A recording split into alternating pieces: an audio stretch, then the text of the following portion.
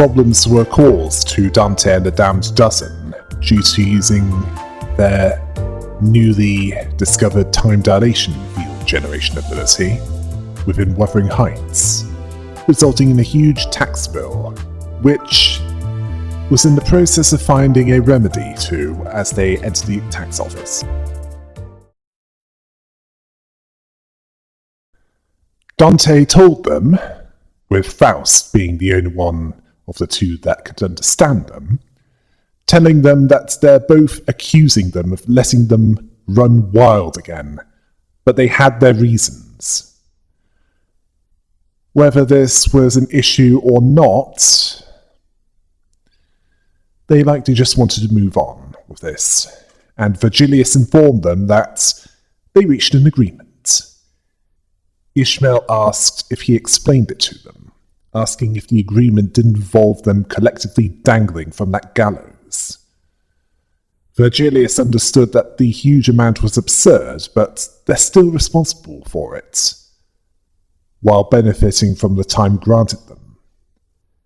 Its use wasn't mutually agreed upon before it was used, and Faust added that since it was unprecedented, no countermeasures would be put in place either. Dante said that they didn't exactly have a lot of time to debate whether they were allowed to slow down time or not, as Erking Heathcliff was being pursued at the time and they needed to get around the wild hunts. They were annoyed that they were being treated as if it was all their fault.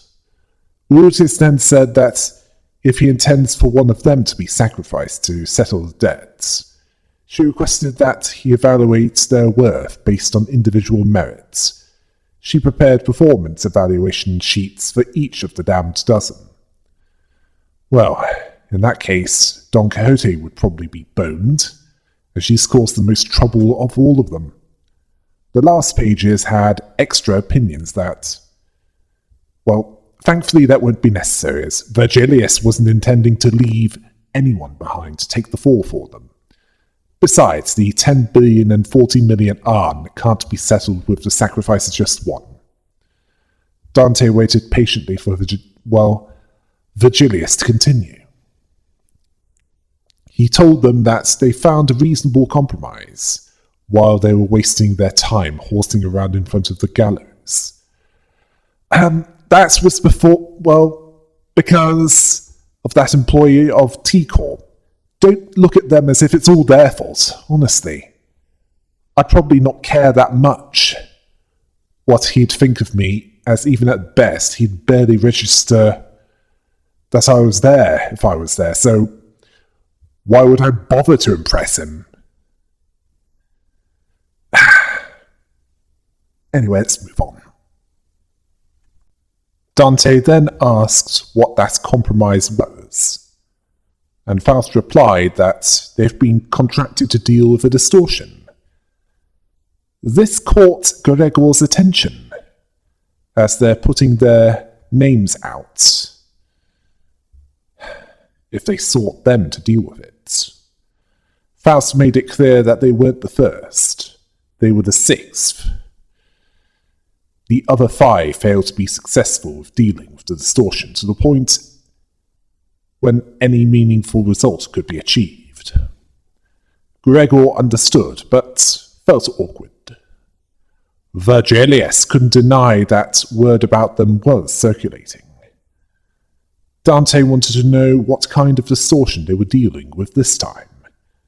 Faust replied that it was to do with a series of similar unsolved cases within the Nest of District 20's borders. Some call it the case of time killing time, as in the title of this side story. Several people have fallen victim to the distortion. Dante spoke of the title of that case. The Class 5 collection staff member. Was it? Oh no, it's not Class 5, the Class 4. Sorry, don't know why I said that. Says that it's exactly what it says on the tin. A distortion is out there killing their time, as it's already made clear. Time is literally money in District 20. It's not difficult to track down the occasional time robberies by tracing it. But in this case, the distortion was leaving no traces. It's simply gone, removed and untraceable. This hasn't happened before. That's what makes it stand out. The compromise is simple. Solve the case for them, and they'll be exempted from paying the time tax debt. Yes, considering this is a wing offering this bargain, it is actually quite reasonable by their standards. Don Quixote saw that her time to shine had arrived once more. Yeah, sure it has. According to a book that she's read in recent days, any detectives working to solve cases of urban nightmare or higher are issued with a special investigator badge for the duration of the case, a universal pass to command all kinds of aid regarding the investigation. The word detective stood out to Rodia, and then Don Quixote shouted out, "Fixers!" Yeah, urban nightmare is likely the highest they are so far, considering that a star of the city level threat such as Ricardo of the Middle was able to wipe the floor with them. The Class 4 collection staff planned to issue some badges. This excited Don Quixote, wanting to add that to her collection, asking if she can keep 3 of them. One for her private collection, one for display, and one for business. So that this made Heathcliff snap, telling her to shut it, asking what they're waiting for.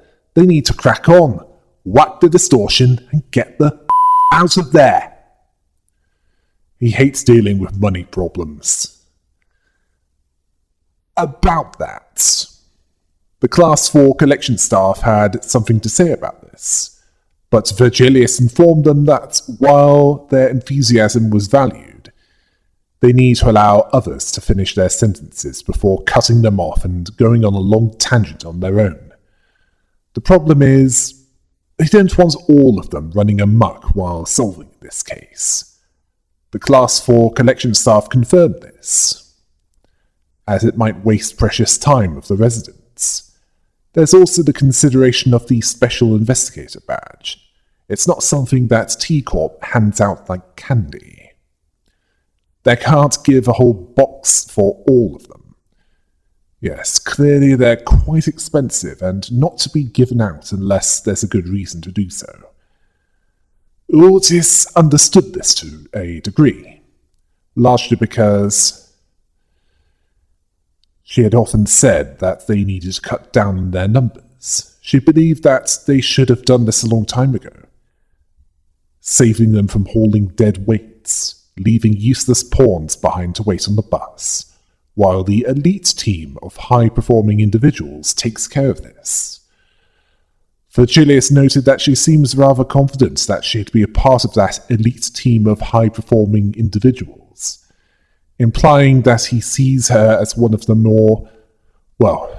one of the emotional retards that make up the damned dozen, a group that barely functions well at the best of times.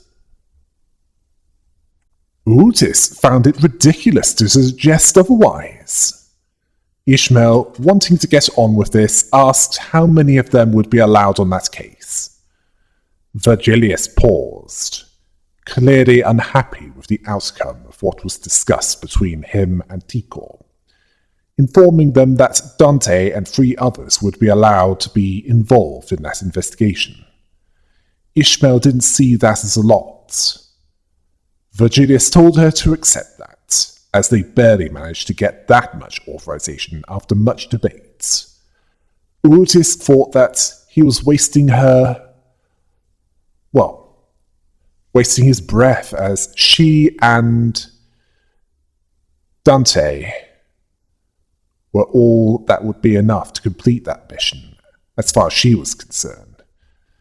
Dante was less optimistic. It then came down to their choice. They needed to choose 3 of them. This was the first time that they had all of them look at them at the same time. This was a different kind of pressure that they felt regarding making judgment calls. Virgilia saw that Dante was in deep thought, seeing this pointless agonizing as a waste of time, telling everyone to take volunteers first, wanting to see hands. Don Quixote was eager to join. Rudyard also showed interest. Heathcliff wanted to get on with it. Masson wasn't so eager.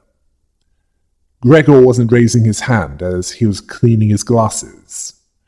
Now, this wasn't a simple matter to Dante, as last time they had so few of them, as in less than 5, was when they travelled to the gift factory in the outskirts through the back door in the pursuit of clothes. So they needed to consider all possible angles. Virgilius seeing this as too much trouble for Dante, so he decided to choose 4 of them. What else is new? He then asked if they were listening, but Dante wasn't paying attention, thinking of each individual's capabilities. Some were better when paired together, but some combinations might hinder more than they help. Such as Heathcliff with Don Quixote and Ishmael. They needed to consider... English is failing me. They needed to consider team synergy. They needed to choose those that can provide support, to calmly assess the situation, remain free from biased judgment, while making smart, rational decisions. Those that would apply to those qualities are? They needed to choose someone, and after careful consideration, the decision from Dante was Faust, Masson, and Yi Sang. That would make sense, as Faust can give the answers to questions that she has the answers for, Yi Sang can remain calm while asking such questions, and Masson can process and analyze information with an autistic level of detail. Virgilius, on the other hand, chose Rodia, Ryoshu, and Honglu. Yeah, the hedonistic social butterfly, the masochistic blood knight, and the overly friendly dandy. Dante was questioning his choices, while Faust translated Dante's selections. Virgilius belittled Dante for not listening. He didn't choose Faust, as she had much to discuss with him. Certainly where there could be, they've got much to discuss with each other regarding where they're going next for the next Golden Bower. So she was out. Yi Sang was out due to him developing it was because of an unauthorized invention invented by him during his time in District 20. Yes, the mirror device. This was revealed in Chapter 4, and Masson was out because he didn't volunteer. He saw no reason to do so. Yi Sang was grateful for their appreciation, regardless. Dante wasn't sure what to say. Then they noticed Utis was a little hurt that she wasn't chosen. Dante tried to reassure her that she was needed to manage the others while they were gone. This was small comfort to her. Dante believed that they soured the mood. Well, Virgilius should have decided to choose from the start and be done with it. Dante saw what they had to work with, and they didn't give them a lot of confidence. Roger seeing a trio as an eye-catching number. Dante understood Roger's motivation. But then they asked why the other two. Ryushu thought it sounded F-A-H. Fun as hell? Honglu wanted to experience as diverse an experience as possible. Don Quixote wasn't happy about not being involved in the investigation. She blamed her short stature for not being considered by Virgilius. No, it's because you're a blonde lunatic that might cause problems, as you have a history of doing that. Dante was aware of this. As for the others, Heathcliff prefers the blunt force approach regarding his problems. That and the trauma of Wuthering Heights was too recent. Ishmael, Sinclair, and Gregor likely didn't volunteer. Otis would likely treat it like a military interrogation, which wouldn't help the case if she makes those that she wants information from themselves in terror. Don Quixote did have something to loan them. Roger noted that it was a book, a magnifying glass, and clothes? Don Quixote confirmed this. It was from her collection, asking them to be gentle with them. Honglu asked why 3 sets of clothing. Don Quixote said 1 for her private collection, 1 for display, and 1 for business, asking if it was not obvious to them. Roger then pointed out an autographed book. So they have book signings in that universe. And this book was called Records of Investigation, Solutions to the 13 Problems by Agatha. As in a reference to the Queen of Crime or the Queen of Mystery herself, Agatha Christie. There have been a number of noteworthy detective novels written by her, and more than one adapted into film. Roger wanted to know who Agatha was, and this ignorance on the law of fixers surprised Don Quixote. She was a grade 1 fixer who was so prolific that she might as well be the face of 7 Association, asking if any of them knew that other than her. Well, it's possible that Virgilius might have met her, as he had 7 Association affiliation. She might have taught him what he knew. It depends on where Don Quixote acquired her signed copy, whether it was a book signing, her getting an autograph from Agatha herself, or if this was long enough ago that she bought it from a less obvious source for a high price, long after Agatha was dead. Gregor told her that most don't know that. Ryushu considered the clothes to be cumbersome. Don Quixote asked her, how will she call herself an ace detective when not dressed properly? Or appropriately? Including the special moustache? Honglu was reading the book already.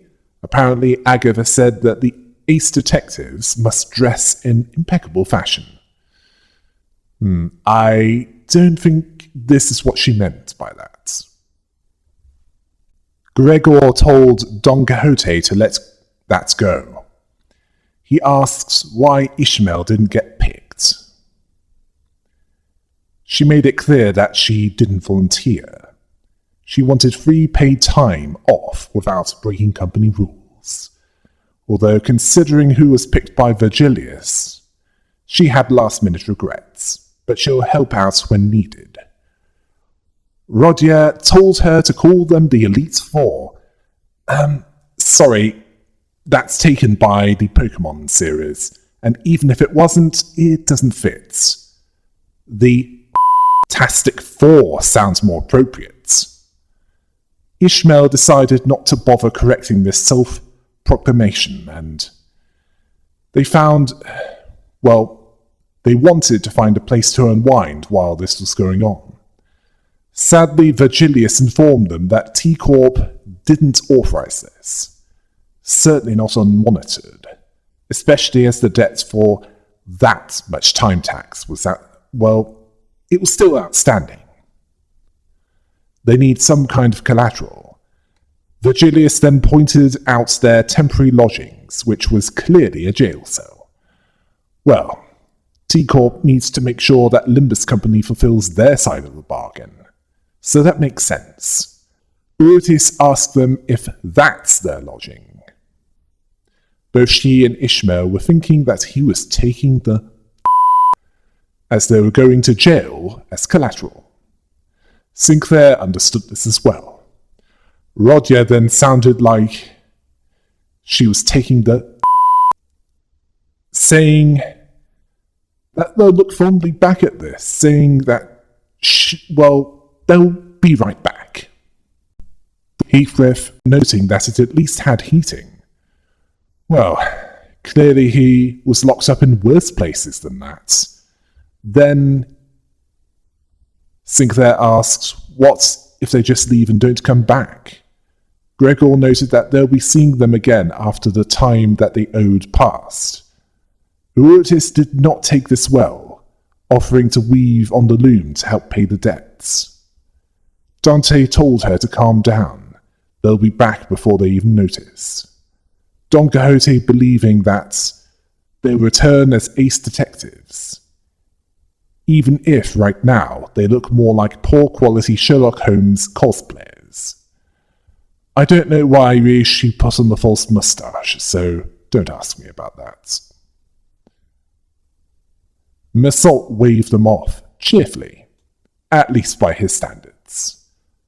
And after receiving the special investigator badges, Ryushu, Rodia, and Honglu, along with Dante, started their journey. And they walked out of the collections office, where they could no longer hear the chaotic screaming and hollering of the others, giving Dante some kind of peace as the chaotic screaming and hollering was now at 25%. All that was heard was sad, intermittent clattering of metal as someone violently shook the metal bars. Then the employee from earlier saw that everyone was ready. They'd chat with the third victim, which wasn't far from the collections office. Roger was surprised. The employee mentioned that unlike the other two victims, the third one was able to communicate. This wasn't what Roger was concerned about. She wanted to know why he was coming with them. They're not taking sidekick applications. According to the Class 4 employee, one of them would be joining them in order to receive immediate updates regarding their investigation. Ryushu wasn't that respectful of him, telling him to pull that stick out of his which was direct and to the point by her standards. They planned to send a level 2, class 2 staff rather, with them. But then the employee revealed that he was apparently a class 5, one that outranked him. Presenting his badge, the class 4 staff member apologized for this behavior, not expecting a class 5 auditor to be there. Roger didn't see this coming. Honglu asking if this was the highest rank one can reach as a wing employee. Roger thought so. The Class 5 staff member told them that it depended on the wing in question. After that, he told them that they needed to go. They followed in silence. The Class 5 staff member was fascinated by the concept of killing time, not slowing it down or speeding it up, eliminating it completely, taking it out of circulation. Roger asked what his name was, finding out that it was Mai, according to his badge. Mai told them to call him how they wanted, names being unimportant. Ryushu disagreeing, seeing names as mattering, which surprised Dante as she never called anyone by their names. Rodia understood Mai as their handler. Mai understood how awkward this was, seeing as they're dressed like detectives. They can consider him to be their assistant that tags along. This did nothing to ease Rodia's tension, and just as she was about to make a retort, Ryushu, as she was getting her dose of nicotine, told assistant to lead them. He did so. Honglu asked what the difference between an assistant and a servant was. He then spoke of those who was under his family's employ. Dante was surprised by how fast they warmed up to him as they headed to the third victim. At a T-Corp watch factory, assistant noted that the third victim was the watch factory's. Then Rodia saw someone, the owner of the factory, based on his obviously gaudy and expensive suit.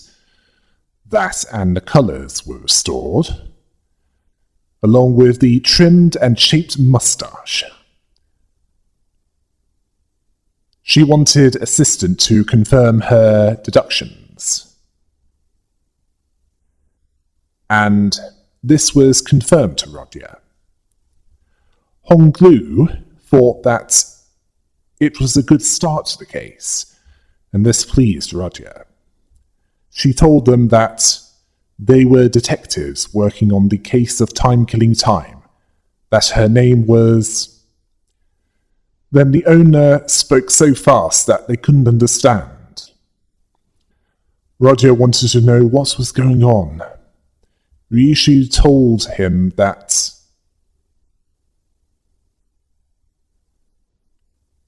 she's a detective. Honglu saw that he was a fast talker, faster than when Massault did when he gave a poor review of the chicken that Don Quixote prepared. The owner spoke fast again. Dante compared it to someone pressing a fast-forward button on them. Or indeed anyone. Assistant told them that he was someone with a lot of time. Rodia wanted to know what that was supposed to mean. Assistant told them that the average T-Corp citizen has around 20 to 28 hours in a day, likely not including taxes. But he had plenty of time to spare. The surplus time that he had allowed him to condense 40 to 50 hours in a single day. For those with fewer hours in the day, it'll seem like he's moving 2 to 3 times faster. I mean, he could pick his nose before anyone could even react to that. Rodia was disgusted by the way that was put. The owner then spoke fast. Again. Ryushu was struggling to resist the urge to kill him. Dante made it clear to Rodia that they needed to do something before Ryushu SHNC, or slices his neck clean. Rodia asked the owner to slow down a bit. She was worried that he's at serious risk to becoming a victim of a completely different, slightly more fatal crime, such as murder. He shook his head rapidly in frustration. He then activated a voice recorder, which played back his voice at a speed that they could understand. He greeted them, and told them that his name was Bumble, the proud proprietor of that watch factory, apologizing for that awkward method of communication. His days were 52 hours long. It used to be 100 hours in a single day, but things took a turn for the worse in recent years, so he's operating at slightly more than double normal speed. How entitled can you get when you call 52 hours to be considered hard times? Rodia was shocked by this. Bumble said that to him, it's like they're talking slowly, around half normal speed from his perspective, which was quite frustrating, but he'll suffer that annoyance as long as the case is solved. Roger can't imagine what 52 hours in a single day would be like. He saw it as a full life, more time to do things, sleeping 10 or more hours a night, and 40 hours left to spend, believing good sleep is the key to keeping the skin moist and fresh, offering to let them touch it. He was zooming around the room, checking his documents, calling someone on the phone, even brushing his teeth, while they stood there listening to his recordings. Ryushu said, IDC, or I don't care. Get to the point. He did so and told them that it was one late evening. He was busy walking down the street. He had a very important meeting to attend. Then all of a sudden, Roger asked if it was an attack. It wasn't. He recalled that he left the bacon on the kitchen counter at home, that he should have left it covered with District 23's purple salt. I hope that's not salt extracted from human corpses, considering that cannibalism is popular there. Honglu mentioned that his second oldest aunt used to sprinkle that salt all the time. Ryushu wanted the point. Bumble then continued where he stopped. And he stopped briefly, looking up at the clock tower and wondering if he should head back home to salt the bacon. That's when the time ripper struck. Ryushu questioned about the clock tower. Assistant explained how in T-Corp's nest, it's divided into 12 zones. Each had a clock tower that displayed A-Corp's standard timescale, so that whatever hours in the day that someone has, their watches sync with their respective timescales to tell the real objective time from what's on the clock tower. This impressed not only Ryushu, but Honglu as well. Roger then brought their attention to why they were there, the important stuff, asking Bumble for the physical description. Bumble said that he had a fine-tailored suit. Roger observed that it was a bit fancy for one called the Time Ripper. Bumble established, or rather estimated, that since it was tailor-made, it must have cost 58 million arn. The comfort was beyond human imagination. Then it was realized that he was talking about his own tailor-made suit. Then he remembered his impressive yet keenly shaped moustache. Narcissistic much? Roger then told him that she wasn't talking about his own physical condition. Ryushu threatened him with SYNC, or slice your neck clean, if he wasted their time again. And now that they were on the same page, Bumble then told them that he can recall anything. It happened so fast. She then asked how it felt to have his time killed. Was it painful? Dante asked her not to ask something with a big grin on her face. He said no. 100 hours was gone instantly. He missed his meeting thanks to that. He suffered so much damages because of that. Roger noted that he lost a whole week, which for him, considering that he condenses his time, is around 2 days. He's apparently lost much over those 2 days lost. Assistant commented on ripping away time. An invention that could do that would win the Inventor of the Year award with a lot of prize money. Yes, they value and support their inventors. They also criminalize those that create inventions that aren't registered within the tech admin agency. and are part of a research group that's more than 5 members. Well, in the case of the League of Nine, they were concerned that their inventions would be twisted and corrupted beyond recognition. Apparently, the executive director of T-Corp showed up to bestow the awards. He probably wanted others to carry on with his inquisitive spirit. He was even giving away autographs. Roger was asking if they're looking for the inventor who received an award for that technology. The assistant then mentioned that all inventions in District 20 needs to be registered at the Technology Administration Agency, with a few exceptions, even speaking of a rogue group called the League of Nine, making inventions that they neglected to register, making a mess, causing all corners in T-Corp to be at arms, causing a panic, making arrests, holding important meetings. They didn't register those inventions because they never intended to put them on sale. It was made outside of their day jobs. It was partly because they were afraid of what would be done with those inventions, that they would be twisted beyond recognition and abused.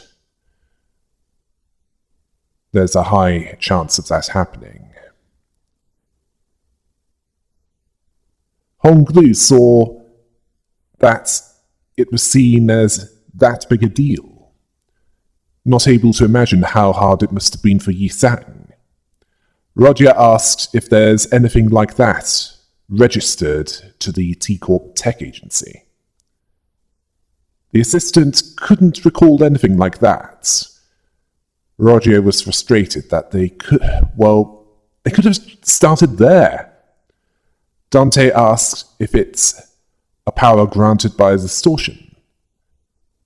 Ryushu wasn't interested in this conversation.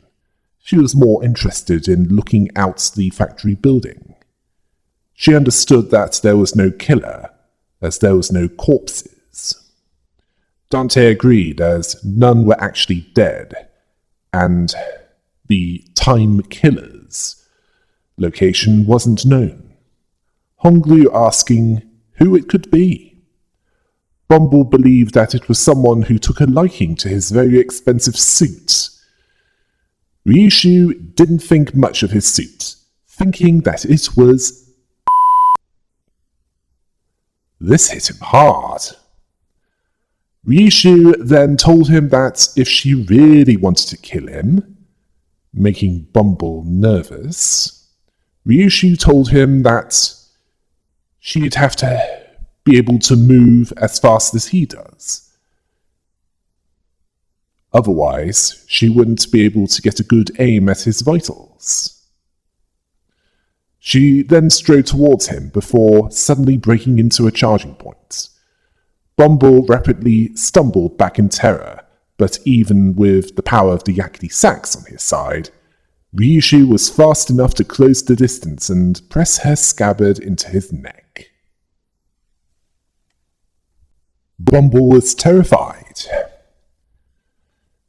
Ryushu got the point across regarding this, and Dante was concerned that the situation was getting out of hand. Roger was concerned that she was going to beat the out of him with her scabbard, which is no longer terror from Bumble's perspective. It was something else entirely. Honglu joked that it would be case closed, as all they'd need to do is to arrest Ryushu. Bumble had the scared out of him, alright. Although the Time Ripper didn't stab him in his vitals, but he did appear quickly, like Ryushu did.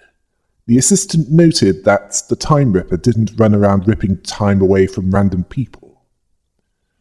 Ryushu noted that he was specifically going for that ASS, and Dante didn't know what she meant. Sinclair was usually there to translate.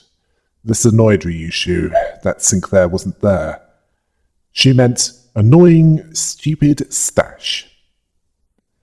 Bumble was troubled by this, struggling to believe this, asking if they can think of a single person who'd hate someone like him.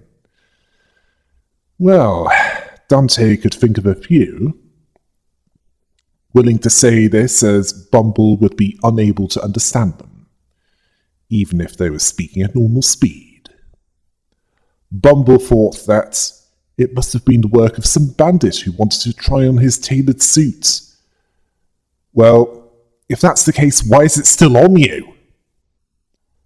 Hong Lu asked, what about the employees? According to the book written by Agatha, to find the culprits, they must first look at the victim's immediate circle. Dante didn't know what he was talking about. Unsure if the book actually helped. Dante intended to read the book that's apparently helpful to them when they get back to the bus. Roger saw this as worth looking into as well. Seeing the culprit is someone that hates him so much, enough to try and take his time. Bumble saw it as implausible as... Then Roger saw the labourers of the factory. They're working slowly. The assistant told them that most labourers that work in the factories and in other industrial places have short 10-hour days. Most of them spent at their factory jobs. This was troubling to Rodia, as she observed Bumble shouting at them that their output had only 13% growth compared to last month's growth, asking if he's not impressed upon them how important that they'll be falling behind profit margin projections at this rate. The labourers very, very slowly turned their heads to look up at him, even the simplest actions taking a long time to complete from an outside perspective, where to others that are moving at a normal speed, they're moving at close to 43% normal speed. A labourer said, "Boss, it's impossible to work any faster than..."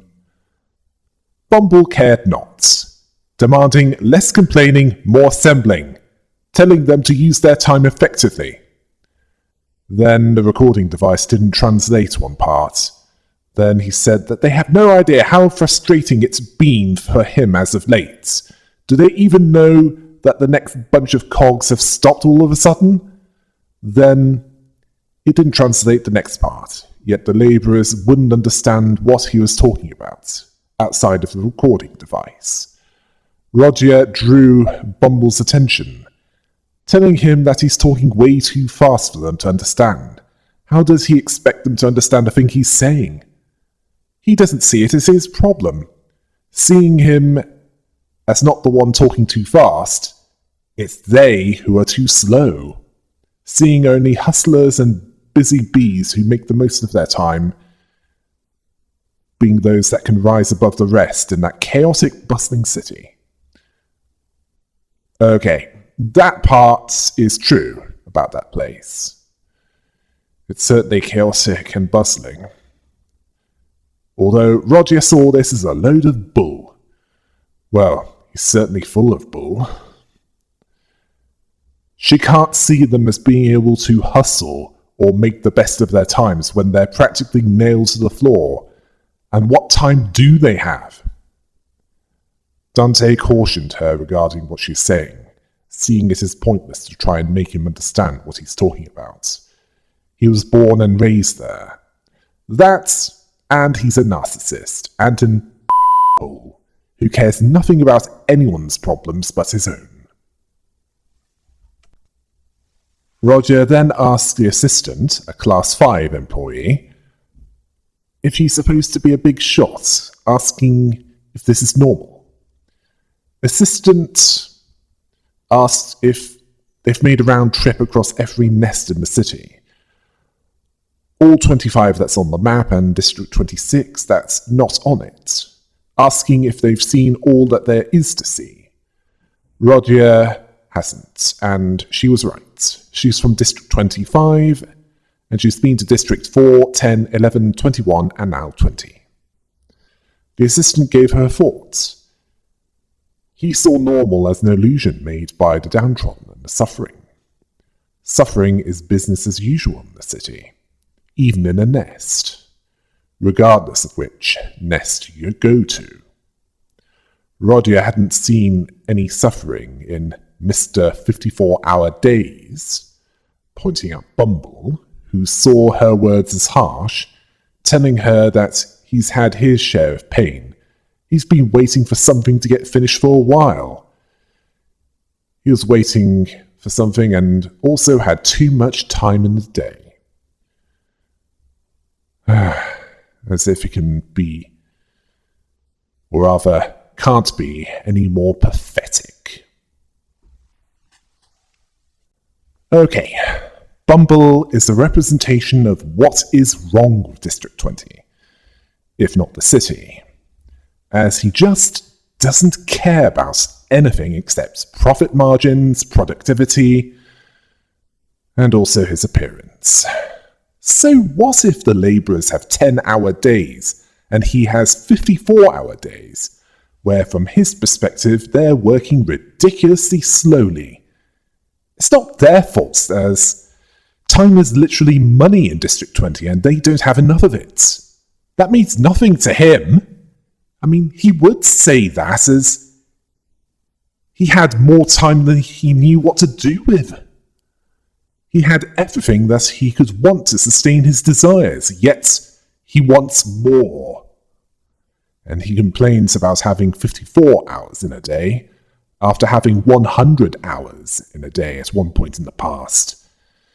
Yes, one thing is true in that world as it is in ours. He just, he doesn't want some of it. He wants all of it. As much as he can get. Now, he's a victim of the Time Ripper that actually had it coming. It's also why I didn't feel bad for him when Reishu made him feel the need for a clean pair of underwear. Now, at one point, I made a comparison to Victorian London regarding how things were in District 20, including exploitative work practices and entitled class-based attitudes, but District 20 is way worse than Victorian London. Because at least there, the amount of time that passes is constant. Where everyone had 24 hours in a single day, when District 20, the flow of time varies depending on how affluent you were.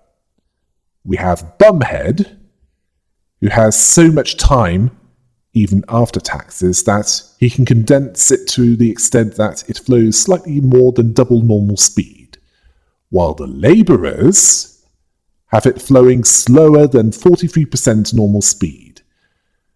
And that makes it even worse for those that have the minimum of 4 hours in a day, which is 16.66% normal speed. Yes. And to those who have it slower, everything passes by quicker. While those who have it faster, to them, it's ridiculously slow. I mean, under these circumstances, you're better off going to a different nest if you had to choose one, as at least there you'd get 24 hours in a day.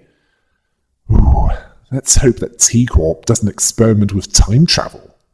I mean, can you imagine how much damage the head would do if they had access to that? Or indeed any other faction that's morally bankrupt? Honglu suggested that they flip the script on their line of thoughts. He asked Rodia what kind of people does she think hates rich people. Like him, for example. Except for his family. If he does get murdered under mysterious circumstances, the most likely suspects would be one of his family members who would be more likely to kill him. Or Heathcliff. Dante saw this as a dark joke. Roger noted that the culprit went straight for Bumble, but his employees literally couldn't move fast enough to have done that, so they're unable to do what they did. And none of them are distortions. So Ryushu ruled them out, as if he was hiding there. Dante would know. Roger narrowed it down to someone unrelated to the factory, someone without much time, someone that has something against the time-rich. Honglu also suspected that it was someone who was unhappy about the state of affairs in the nest. He agreed with Dante regarding that power was granted by a distortion, although nothing rules out the possibility that it might be using an unregistered invention. Ryushu even suspected that there might be more than one. Rodia has a suspicion of an organization that might fit that, although she didn't think that this was the case. They wouldn't take drastic actions like that anymore, even back in District 10. Then. The assistant happened to know a group of people just like them. Sometime later, in a certain alleyway, they asked a Class 2 collection staff member, who told them that there was a group of people unhappy with the state of affairs in the nest. Asking if they're looking for the Eurodivir. Oh. Rodia knows them. In fact, she used to be with them. Rodia was uneasy at the mention of this. Honglu remembered that Rodia was a friend of the founder of that organization. Rodia was stopped dead in her tracks. This caught her attention. They're operating in District 20. The Class 2 collection staff asked if they knew something about that organization.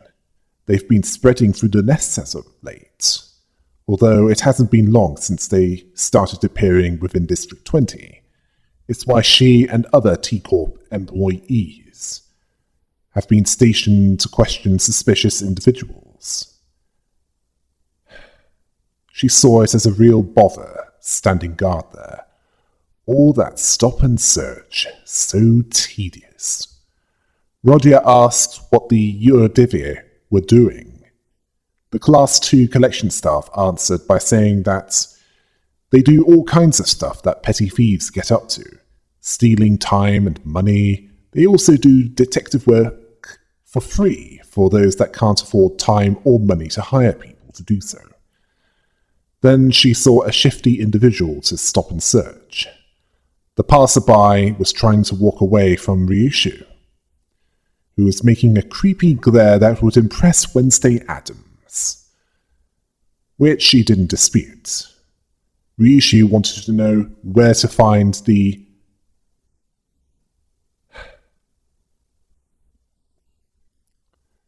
Eurodivir. The Class 2 collection staff didn't consider it to be difficult. Then an explosion happened, and Honglu was caught in the blast radius. It tore him to shreds as he was peeking around the alleyway. Then the assistant remembered that they should have activated the badges earlier. Dante wanted to know what he meant. Roger remarked on how things were starting with a bang, telling them to bring him back, and Dante proceeded to do so, which surprised the Class 2 collection staff. Then the meticulous activist of the Eurodivir pointed out that the explosion came from that way. An aggressive activist had nothing pleasant to say about the watch chains of T-Corp. Yes, watch chains. As in, those collecting their filthy dues. Rodia understood that they fight first, explain later, and the trio fought the Eurodivir. who have clearly expanded their operations beyond District 25 and District 10.